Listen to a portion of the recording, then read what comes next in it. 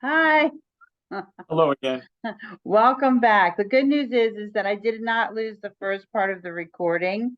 It saved to the computer, so it took me a minute longer to come back on. But we'll start. I'll ask that question again, and then I'll just Sure. put the recordings together in editor. So the question is, what would your recommendations be to our school leaders to push forward in the area of innovation? Of course.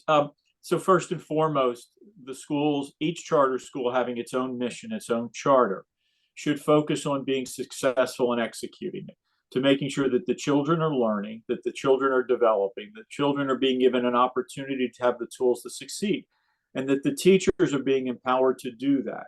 So that's the first goal. You then, of course, have another goal. You have to make sure the budget is balanced and that you comply with regulations. But there's an additional challenge. And I think one of the things that the coalition can do is help schools that are curious and learning how to do this. And that is how to be good advocates.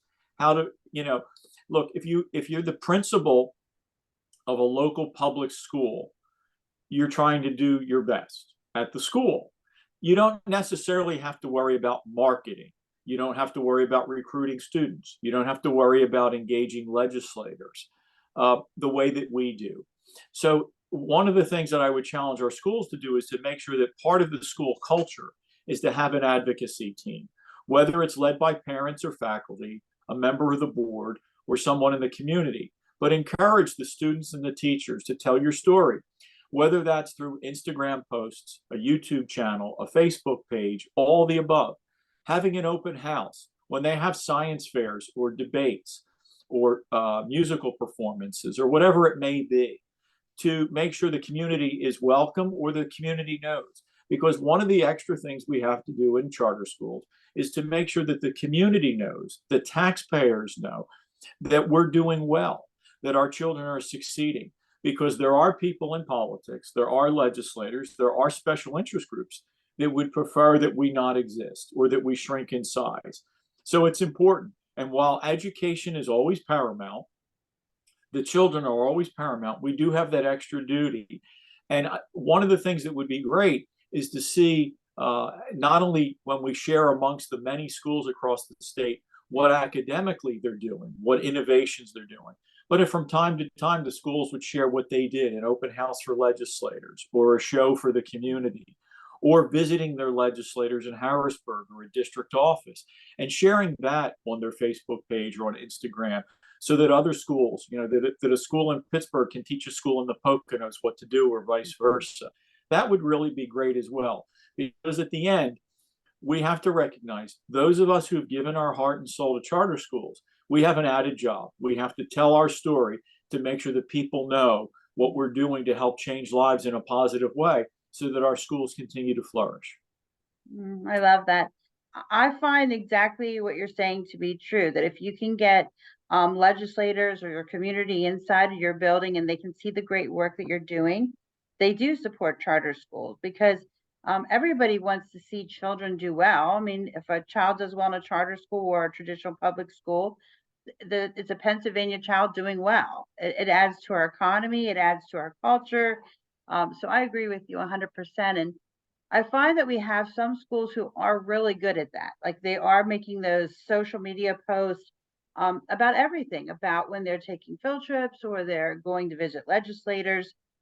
How do you think our parents could get involved in supporting the school in that work?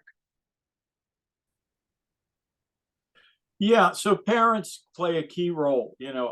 As I've shared with you when we've spoken, I grew up in a culture where living in South Philadelphia, most of my friends and I went to Catholic school, and much like charter schools, when I went to Catholic school back in the day, as they say, you had to do candy sales to raise money for the school. You sold book covers or wrapping paper, but the parents also volunteered their time and would have to sign letters because when I was going to school, issues like whether history books or math books would be available in Catholic school was not a given. Whether transportation was available wasn't a given. So it was part of our culture, if you will, that we would engage our elected officials. So parents play a role. And again, look, the last thing I want to do is tell parents, gee, you have yet another job, right? You have to go to work. You have to take care of your house. You have to take care of your family. You have to raise your kids. You have to make sure that Susie's doing her science homework. Yes. Right. But an added thing we have to do is understand that when you've made the choice to send your child to a charter school, whether it's a brick and mortar school or a cyber school, is that you've made a decision to be part of that community and you want to report on what's good. And if things aren't good, work with the administrators and figure out how to fix them. But when things are working, you need to make sure that you take that extra step on Facebook or Instagram, Twitter, whatever you like, or writing a letter to the editor in your newspaper, or telling your friends.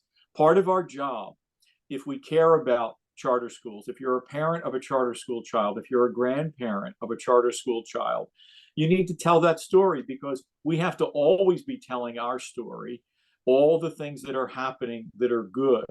You're a school dedicated to kids getting a second chance, kids with a troubled background, children who are gifted in music, children who are gifted in the arts, children who are interested in history or political science. Mhm. Explain to the community what's happening. The cyber schools, people my age or older think cyber schools is Zoom, and they don't understand that there's a building and field trips, and that the kids sometimes work together in clusters or hubs. Tell that story. We have an information barrier or gap, and we have to tell our story. And again, I don't want to burden parents, but I think we should understand that one of the challenges and opportunities we have is to tell that story, and we should never be bashful about it. Because if we don't tell that story, people who aren't thinking about our kids, people who are opposed to our schools, they're going to tell that story for us, and that's unfair to our kids. Yes, absolutely. I feel like the parent and the student voice is the most critical voice in the next 5 years of the work that we do, because that's really who our legislators and our community leaders want to hear from, is the parent, to hear firsthand why did they make that choice. And then even better yet, if the student can say what their experience has been and what makes it meaningful to them, I think is so important. How do you think you growing up and going to a Catholic school sort of like developed your thinking around charter schools? Yeah, my parents made a choice. Unfortunately, as we sit here in 2023, if you're in the city of Philadelphia, some things haven't changed, and that is a lot of parents make the choice to look for an alternative to a traditional public school, Philadelphia School District school. My parents made a choice, and a million years ago, when I went to school, that meant that a working class family had to come up with $500 to pay tuition, and that was a lot of money. Some parents couldn't do that, and so they were denied that choice, because in the 70s there weren't charter schools. You went to the neighborhood charter school, you went to the neighborhood Catholic school, or if you were in a different economic group, I guess you could go find a private school somewhere. I think so from an early age, as soon as I got to a point, and I can't pinpoint it, but I got to a point where I understood that my parents had made a choice and that they made a sacrifice. That stayed with me. And as I've gotten older and learned more about the public policy side, and have read data and talked to more parents and gone to conferences and read articles, I've understand the value of choice. And to bring it all together, go back to the late 90s when this idea was started. Charter schools came about. Why? For several reasons. To give parents an escape hatch if the local public schools weren't performing academically or weren't safe. To encourage innovators, to encourage teachers who weren't challenged, who wanted to do something different. Academic experts to say, all these things that were beginning to happen around the country, could they be tried in Pennsylvania? Team teaching, group teaching, schools focused on the arts, schools focused on science, schools focused on history. What do you do with children that have behavior issues or criminal backgrounds? And we wanted to unleash all of those things to see if schools could be created to address that need, and if those children could succeed. Look, it wasn't a lab experiment. It was about, is this a way to help children succeed? And the other goal was The hope was that other schools, traditional public schools, Catholic schools, private schools, would all learn from and see that we would use these charter schools as a way to teach the teachers, to teach Mhm. the innovators, to say, hey, at this school, here's what they tried. The sixth and seventh grade study history together. Or in this class, they teach English and history together. Here's the advantages of that. Here's how it worked. The reality is we come back, 25 years later, that many of those things worked, and we need to celebrate them. Mhm. So my growing up in a community where people made choices planted that seed. And then my being involved in helping charter schools open has just sort of, kept that flame burning. And now my passion is these schools largely succeed. And if you go back to the beginning, most of our schools are doing the very things they were asked to do. Yeah. The difference is that some people, rather than seeing the successes, rather than celebrating the successes, rather than learning from the successes, have said, you're succeeding too much, you're growing too fast, you're becoming too popular, pump the brakes. Yeah. And it's one of the only areas in public policy where we want to slow down the thing that's working.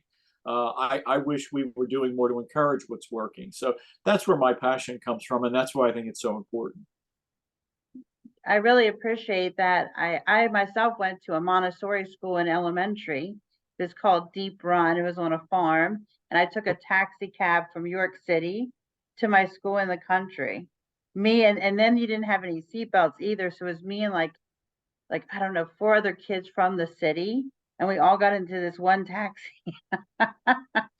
Yeah, part of the stories we tell. Look, I lived in a community where we walked to school, and we came home for lunch. I mean, Yeah, so it was a this is you're talking about a very different world where we literally were about 5 blocks from the school, walked home for lunch, walked back after lunch, and after school, and that was part of the community. But as you said, our parents were making that sacrifice, and your parents were, you had to do these things to give your children an opportunity to succeed. And I think that's why you and I have that special appreciation for understanding when parents go the extra mile, in your case, literally, to yeah. try and make kids are in a position to succeed.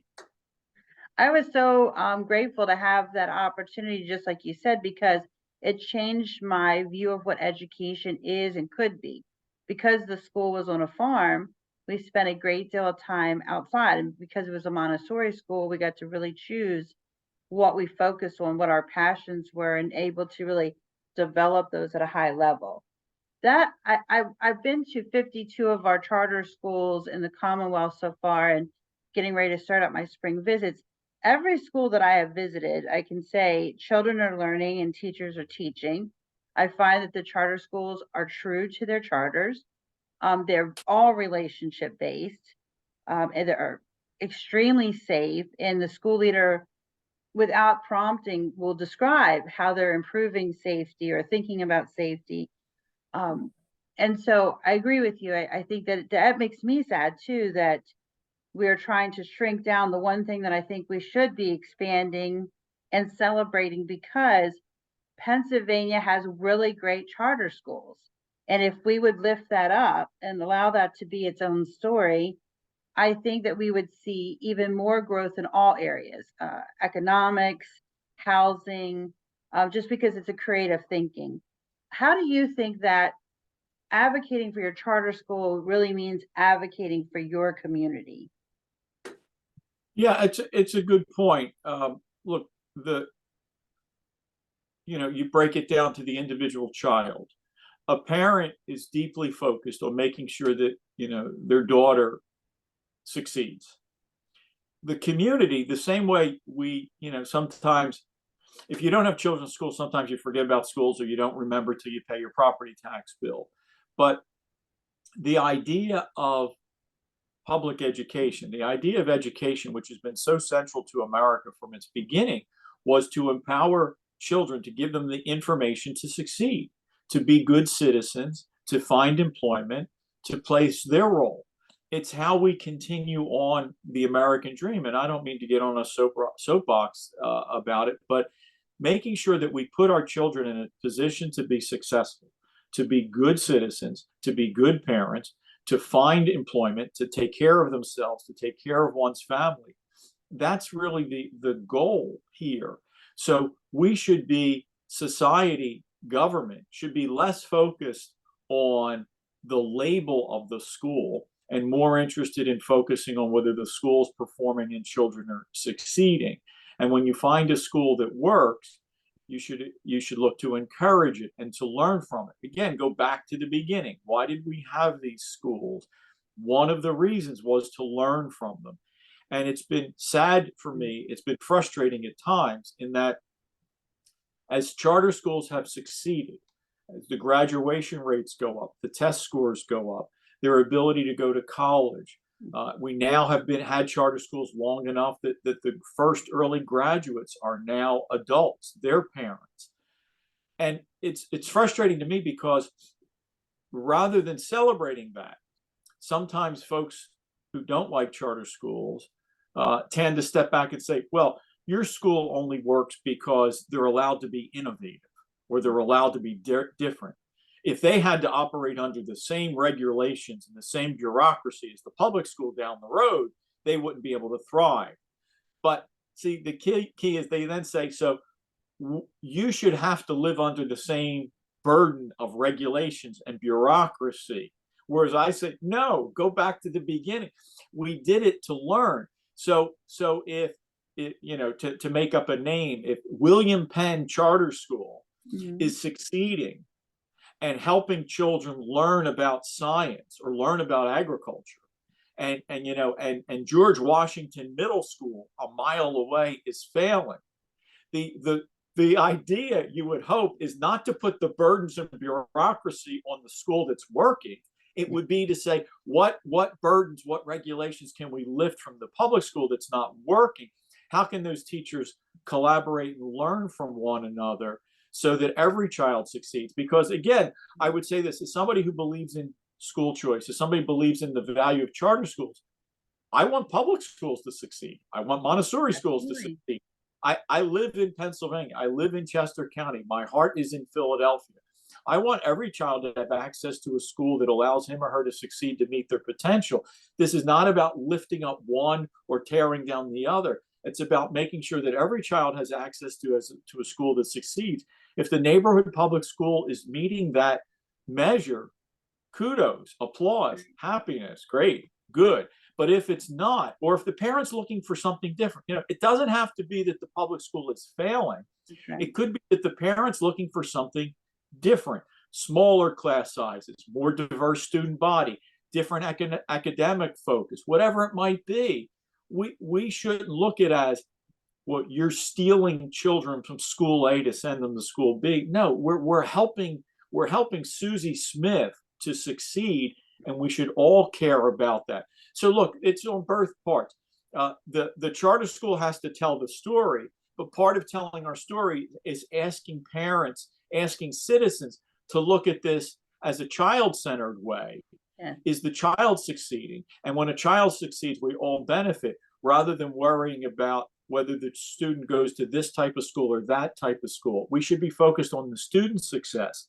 And that's part of what our role is at charter school leaders, is making sure that people understand how they should be looking at it and why it's a good thing when a local charter school flourishes. The same way we look at it if a public school or a Catholic school. When a local Catholic school wins a national blue ribbon, that's good for the community. It means they're doing their job and we all benefit from it, whether you're Catholic or not.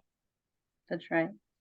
I think that does need to be the focus, and the work is right now we're doing the coalition is lifting a Pennsylvania positivity campaign, because there is a lot to celebrate. And really all of us want children to do well. And when we see a child succeeding, all of us applaud. And we don't stop to say, oh, what school did they go to? We say, good job. Good job, student. Good job, family. Good job, educators. If you see someone who is just starting out, maybe it's a parent, maybe it's an educator, a younger leader, and they're like, hey, I really want to add advocacy to the work that I'm doing. Like, what do you think is step one for someone to start to step into advocacy and maybe get the courage to do it, or the process to do it? Sure. So first of all, as a commercial, if you're a parent or an educator in a charter school, you can always reach out to the coalition because there are members of our board and our staff and colleagues around the state in schools, other teachers that can help and say and tell you best practices and give you a how-to. But I think step one is making that decision. It's reaching that epiphany. It's having that moment and saying, we have to tell our story. So the softer ways are to begin to make sure that through the tools of social media, whether you use one or two or four platforms, that you're highlighting what's the name of your school, what's your mission, how are you meeting that mission, and what do you want to focus on? Is it that you want to focus on certain test scores or projects? So one is, the first step is make that a part of it. Have that moment where you say, we have to, and I look at it as advocacy, as telling your story and engaging policy leaders. So you make that decision. And then the first thing is, what's the medium? The second is the how-to. You need to know who your elected officials are. Who is your state legislator? Depending on your school and its catchment area, it might be one or two or three state House members. It might be one or two state senators, a member of Congress. If you're a cyber school, you know where your students are coming from. So you may have one or two physical buildings. You should know who the elected officials are, where your buildings are located, but you should know where your students are coming from. And make sure that your message gets out to the legislators that are representing those children. Because again, to exaggerate the point, we have several cybers here in Chester County whose students come from across the state. So as I've advised the cyber schools here, first of all, engage the elected officials in Chester County. Send them a periodic newsletter. If your school sends out a newsletter, make sure the legislators get it. Make sure the legislator staff get it. Staffers and elected officials get tons of newsletters. Make sure yours is one of them. Make sure that you invite them to follow your Facebook page or to follow your Twitter account.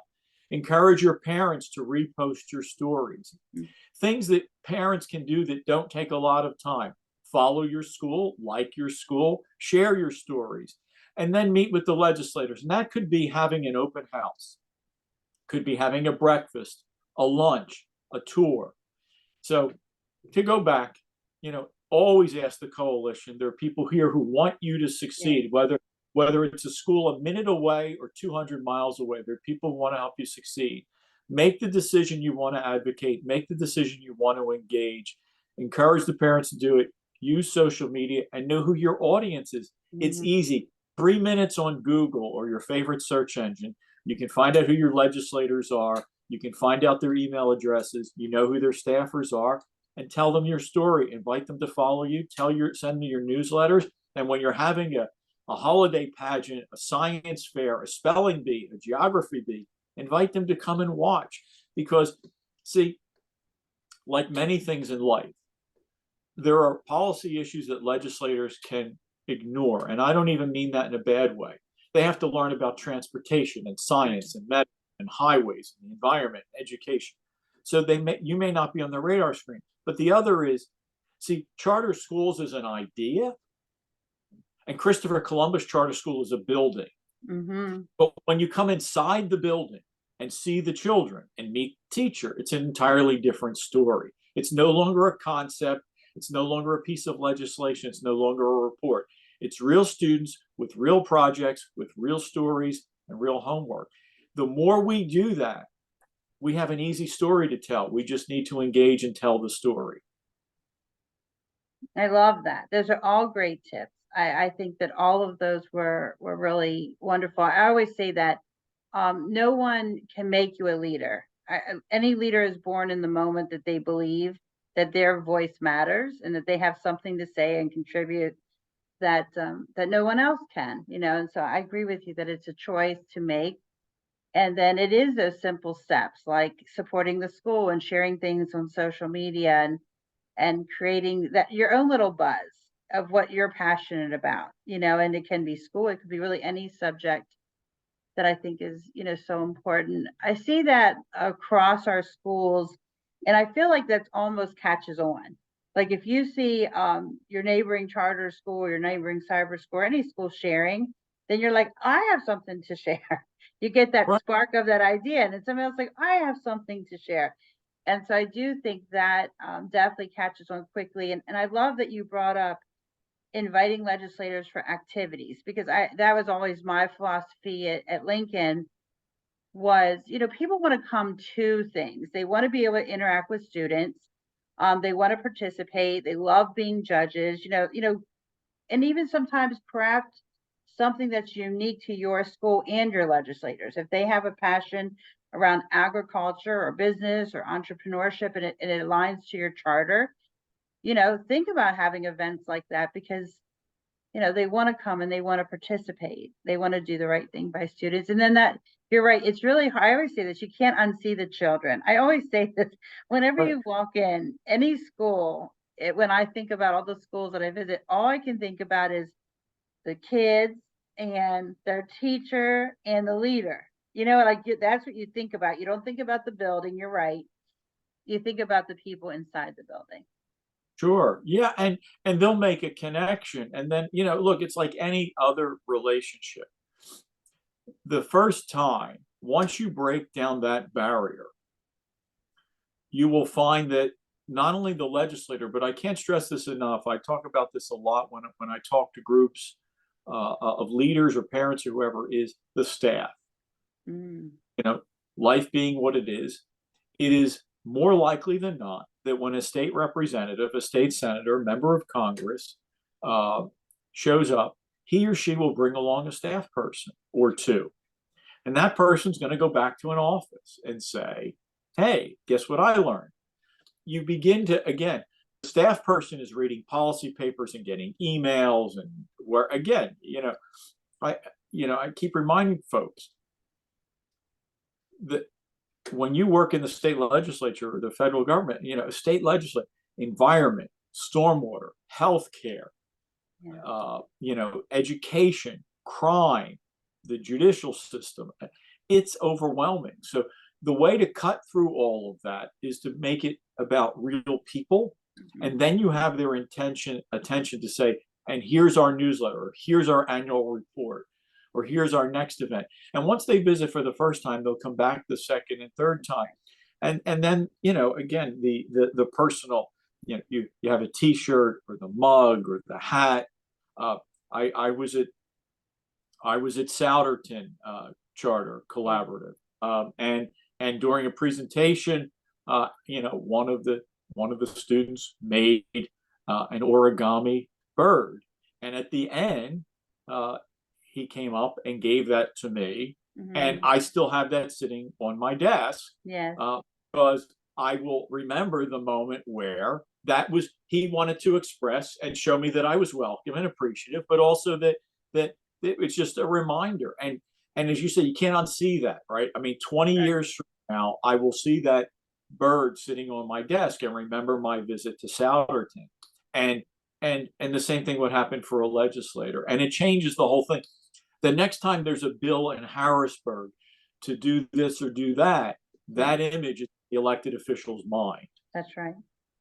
I love that you brought that up. I think for all of us in this work of the movement and supporting charter schools, I love that you brought up that we are competing against everything. And so it's not even like just in the realm of education, which I think our mind goes to first, but everything. And there's lots of big problems. We've just come through this, we're still going through this pandemic. This is our inflation is high. Like you're right. There's all these things going on. And so for all of us in the work, I think that's a great reminder that we have to cut through that too, and that we lead the way and example to other people. Hey, let's do this. This is a good place to go in a good way. I try to always stay in the positivity of any idea. I just think that's where the best work happens, best relationships are created. And I'm not afraid to push if I'm really passionate about something, but I just think that relationships matter before you even know somebody. It matters if you're just meeting someone the first time. You never really know who people are or who they're connected to. So I just try to be positive and friendly to everybody. I try to learn what everybody's interested in, because that's how I remember people, just like you said.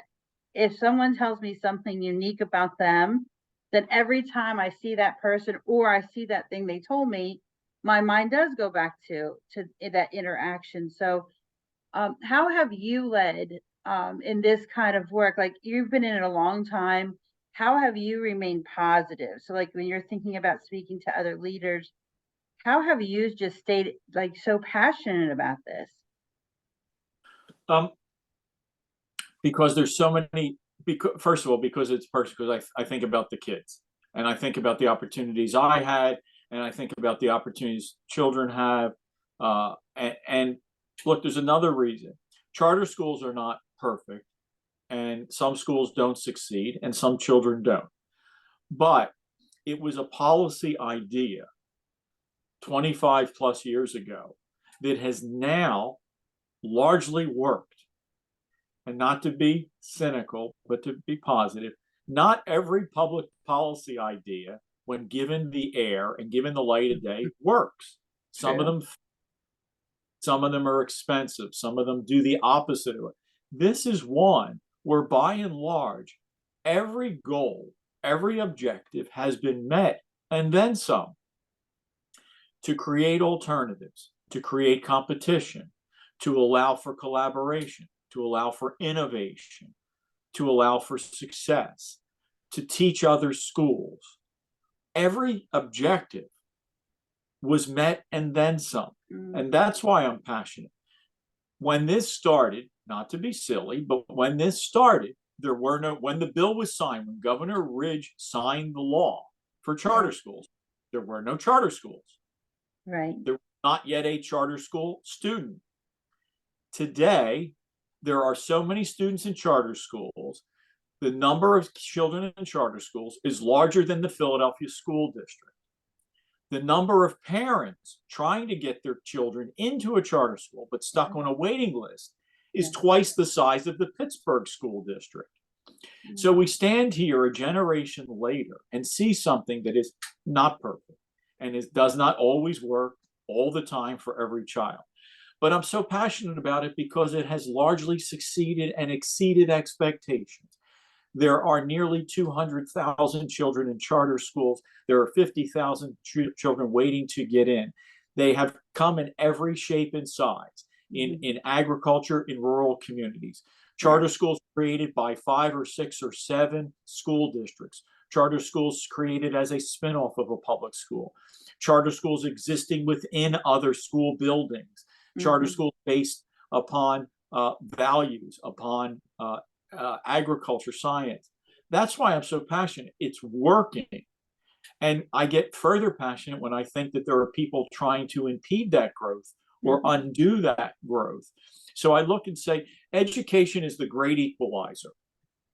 Whether your parents went to college or not, whether you're being raised by your grandparents or you're in a more traditional two-parent family, whether you're in the highest income tax bracket or the lowest, a good education with good Right. teachers that gives you the tools to learn, the tools to grow, the tools to succeed are life-changing.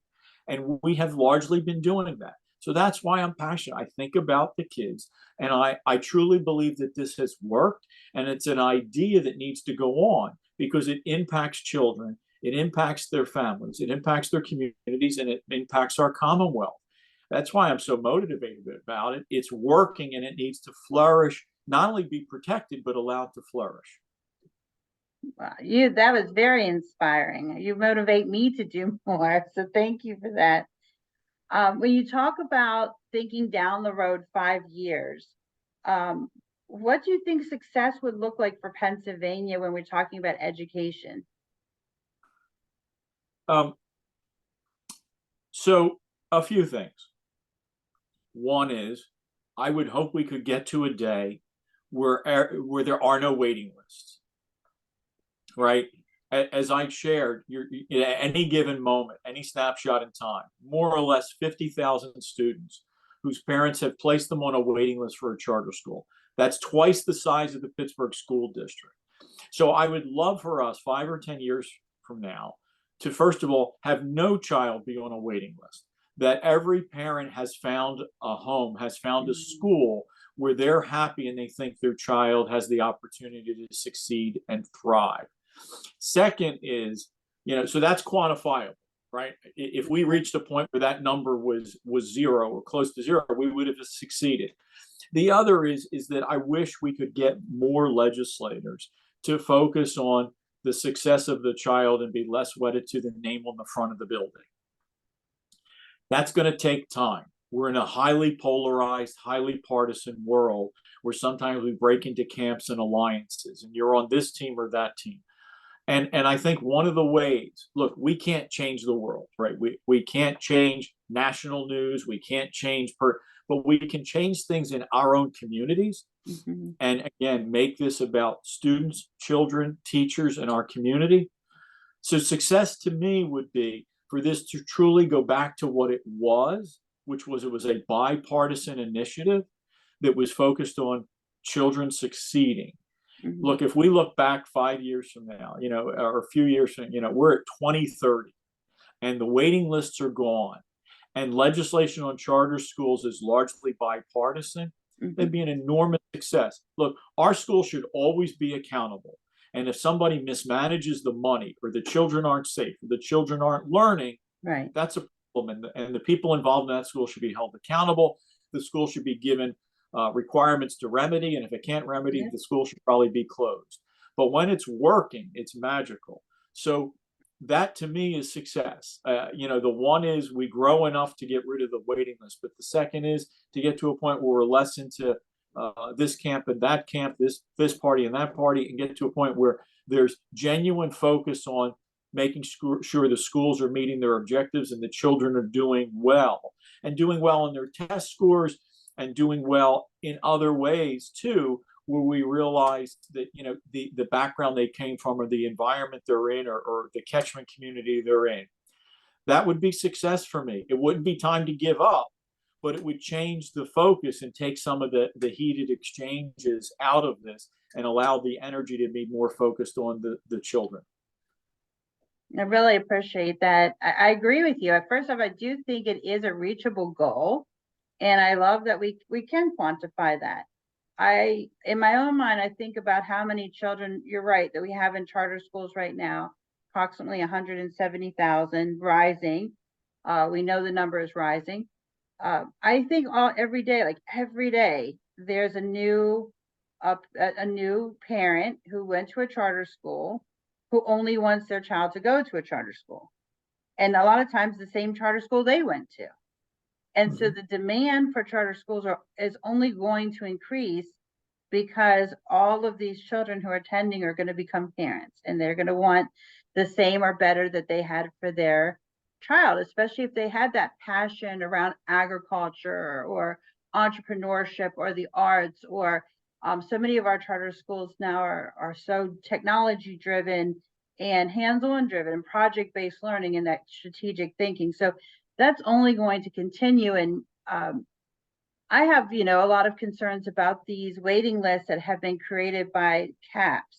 And I don't think a lot of our, maybe a lot of our people listening who aren't in the charter school world as a school leader, maybe they don't understand that. Like why, can you explain a little bit why there are waiting lists?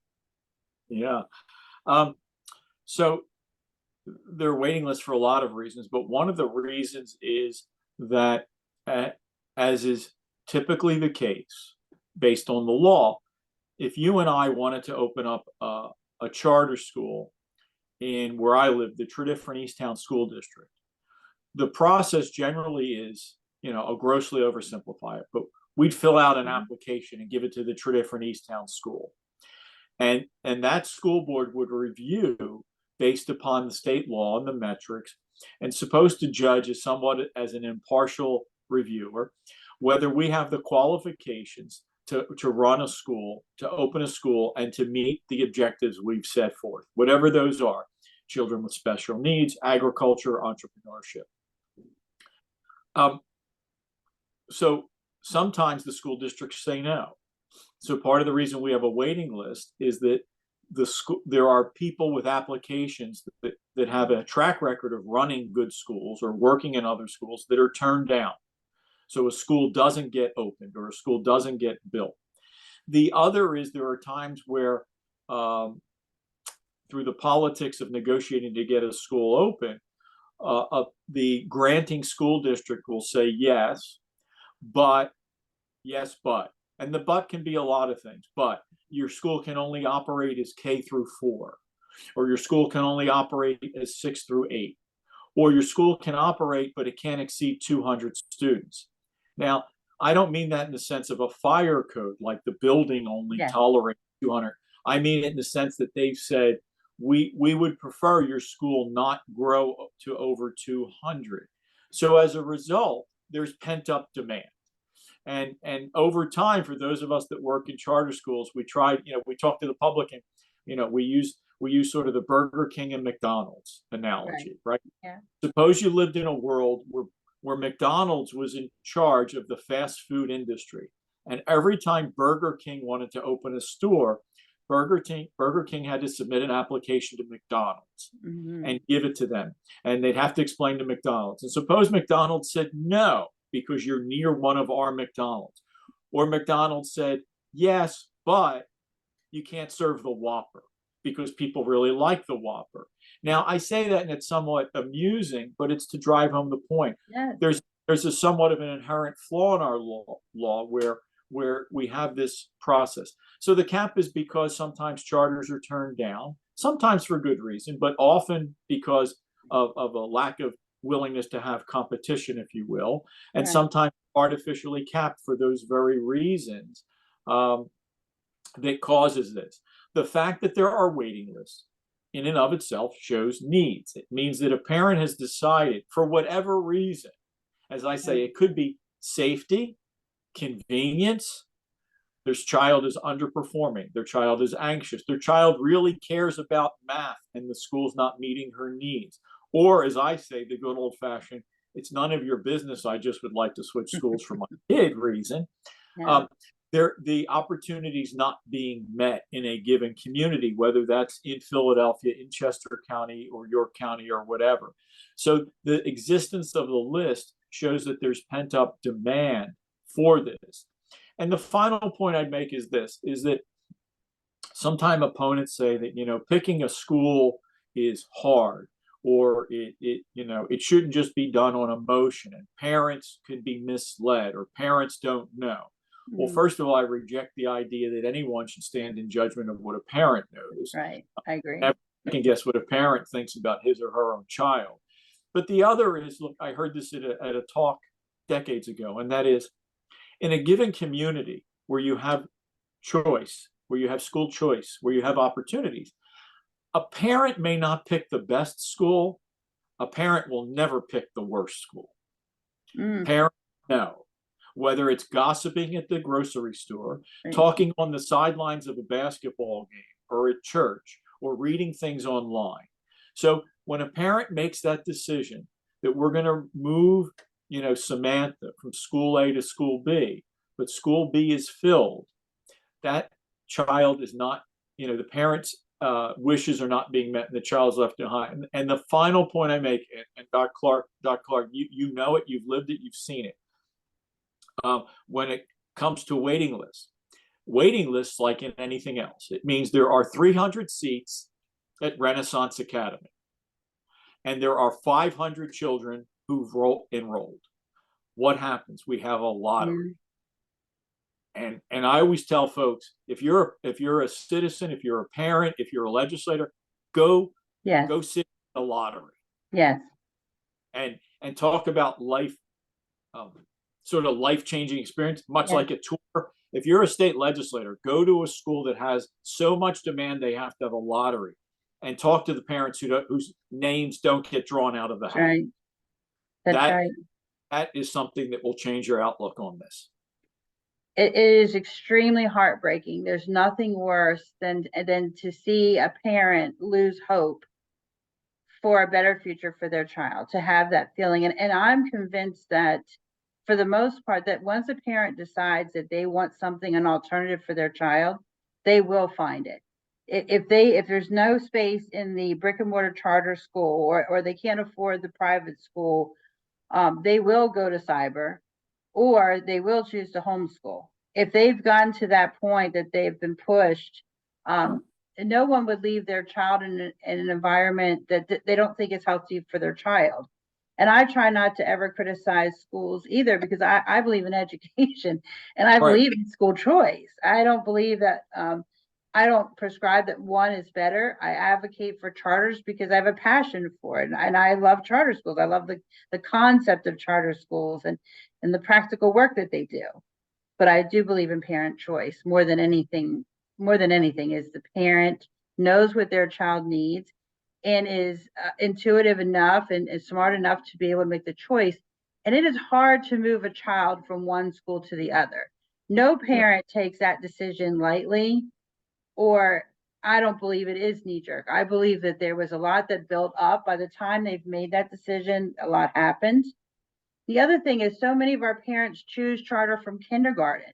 Some of the biggest waiting lists you will find are in our kindergarten, incoming kindergarten classrooms, because the parents, it's not like they don't want they don't, they're had a bad experience at the other school. They're just choosing charter schools. That's their choice. So I appreciate everything you said about that. Well, we definitely going to have more to talk about. I hope that you would come back again, because this issue of advocacy and what our parents need, our students, our school leaders, we have to actually dig deeper into this, and it's definitely the time to do it. And so I hope that you would come back maybe in a month or so. Me and you could talk more about advocacy in charter schools. Sure, I'm happy to help. It is, as I said, from its earliest days, it's been something near and dear to my heart. And to see it succeed has been really heartening. But to know we have a lot more work to do, and those kids on waiting lists, and all the creativity that has been unleashed, and now that we're into a second generation of students, of former charter students now having their students enroll, it's exciting. I'm happy to help in any way, and I commend the coalition for being that network, that voice to help the existing schools collaborate and succeed, making sure the public's aware, but also helping people looking for schools or looking to create schools. And I'm proud to be part of the coalition and happy to help in any way.